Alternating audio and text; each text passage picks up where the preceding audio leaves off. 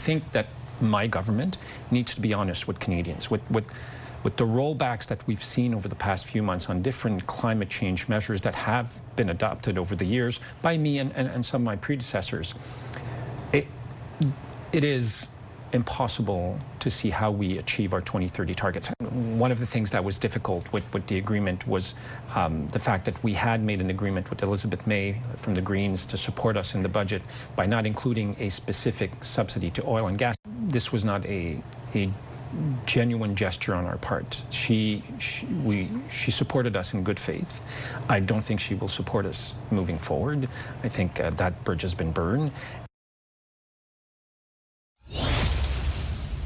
That was Liberal MP and former Cabinet Minister Stephen Guilbeault this week on Power Play, explaining why he decided to quit Cabinet. He also gave his thoughts on the government's negotiations with Elizabeth May to get the Green Party leader's support in for their federal budget. But then the Liberals did sign that deal with Alberta, which could see the feds drop clean energy regulations in exchange for the province negotiating an increased industrial carbon price. All of that, all at the heart of that memorandum of understanding is a new bitumen pipeline to the BC coast.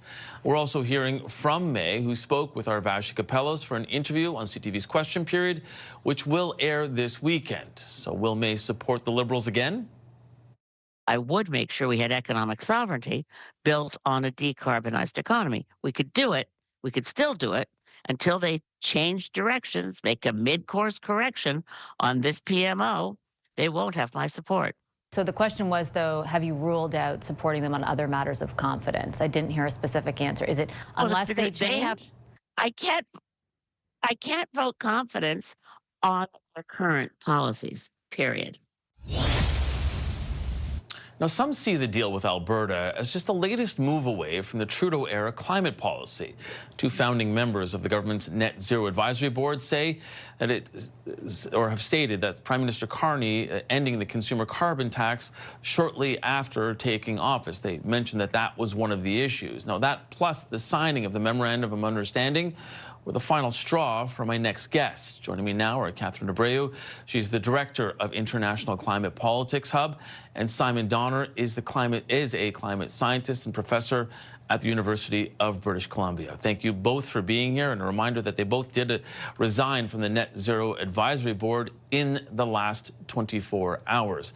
Now, Ms. Abreu, in your letter of resignation, you did cite that memorandum of understanding between Alberta and Ottawa as one of the factors. On Sunday, Environment Minister Julie Debrusin said the government is not rolling back climate policy with that MOU. Do you agree? I disagree. It's very clearly a rollback in climate policy to promise exemptions to Alberta for some of the most major climate policies that we have on the books, like the clean electricity regulations, with no firm commitments in place from that same province to improve their own climate policies and carbon pricing systems to make up for the lost megatons of emissions that won't be reduced given that carve-out that they're being promised. And indeed, we've seen how disingenuous that MOU agreement is on Alberta's part, because they have now watered down their own carbon pricing system in the last 24 hours. So I don't think that this bargain was a bargain. It's not a bargain when one side gets everything and the other side gives everything up. That's a concession. Mr. Donner, you said in your resignation posted on social media that you understood your role because you weren't elected. But the process around the net zero advocacy body became performative, in your words. What made you feel that way? Well, over the past 6 months, basically the situation in the Net Zero Advisory Body just declined. We did not get a mandate from the government for many, many months.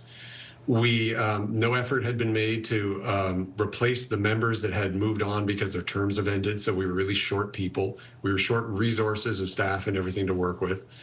And it wasn't clear that we had a way to influence, government decision making anymore. And as I said in my resignation letter, I said this to the minister, that listen, I accept that we're outsiders, that we weren't elected, and we're here to give, independent advice. It's okay if you don't follow it, but it needs to be considered and taken seriously.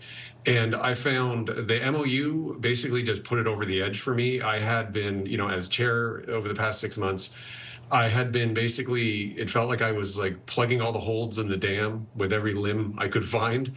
And the MOU just put it over the edge. And I couldn't do another briefing with the minister and look myself in the eye afterwards if I was, because of the MOU. Ms. Abreu, did you feel the same way? The MOU was the final straw, absolutely, but this isn't the first step that we've seen to the suspension, the delay, the dismantling of climate policy in Canada. With the budget, we saw the so-called climate competitiveness strategy, and the only thing that it did for the climate was roll back existing climate policies without putting any alternative measures in place. You know, a lot of how this is being talked about is a move away from the Trudeau-era of climate policy. And it's all right if a new government comes in and says, we want to have a different approach to tackling the climate crisis. This government has said consistently, we're going to stick with our climate targets. If you're going to deliver on climate targets, you actually have to have climate policies to do that. And so if they're going to say we're going to kill these climate policies, they have to have something to replace the climate policies with to actually deliver on those climate targets that, I have to remind us all, are enshrined in Canadian law. And that was ultimately why I chose to step away from the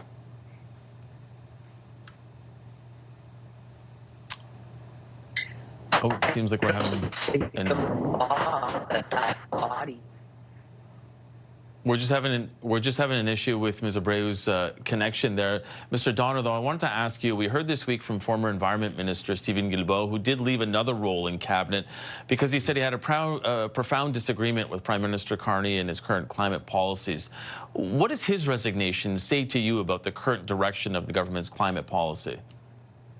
You know, I think one of the things that's maybe not appreciated enough about former Minister Guilbeault is that, you know, he was an environmentalist that came into office, and, you know, it's one thing to be on the outside where, you know, you can throw rocks. It's another thing to decide to be on the inside and allow people to throw the rocks at you, right? Like, when you're in office, you know, you end up having to compromise. And so I think his willingness to do that always took a lot of guts. And I think it just says that, like, that he was willing to compromise a little bit, but this was beyond the pale. And I think a key thing that Stephen Guilbeault is saying is it was the dishonesty of the MOU. I would call the MOU not just disappointing on a policy standpoint, but it's deeply cynical because it's saying that it's doing something. It's saying it's about climate competitiveness, and it isn't. The pipeline for carbon capture deal would increase emissions. The math on that is not very complicated. And so, again, I'm not a politician, and so maybe this is good political math, but I'm a scientist, and I can tell you it's bad actual math. Ms. Abreu, just in closing, in 2015, when he was the head of the Bank of Canada, Mark Carney made what was called a landmark speech to the Lloyds of London. In it, he said, quote, "The challenges currently posed by climate change pale in significance compared with what might come."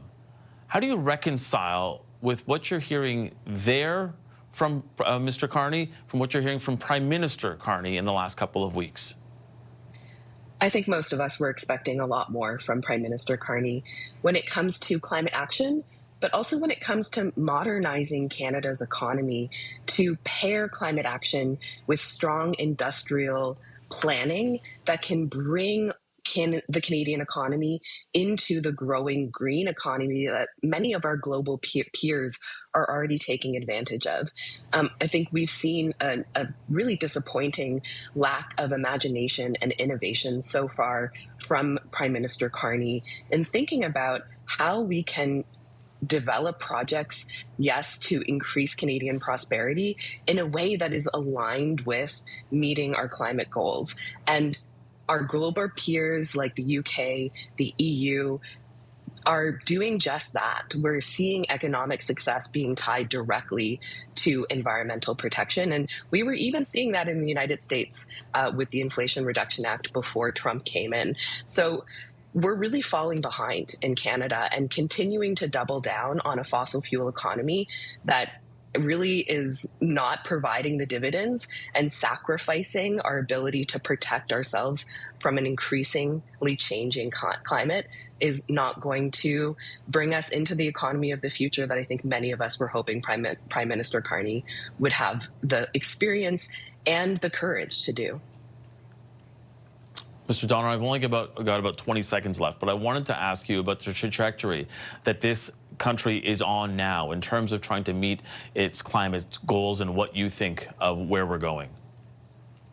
We're not going to meet our 2030 target. We weren't going to meet it before, but we might have come close. And since then, we've just been removing policies. But more so to what Catherine Abreu was saying, we are falling behind in this global push to this global clean energy revolution. And honestly, I mean, I'm just worried about the future of Canada. I feel like we're making the wrong choices right now. Okay, we're going to have to leave it there. Two founders and now ex-members of the Federal Net Zero Advisory Body, Catherine Abreu and Simon Donner. Thank you so much for joining us today. We appreciate it. Thanks, Mike. Thanks.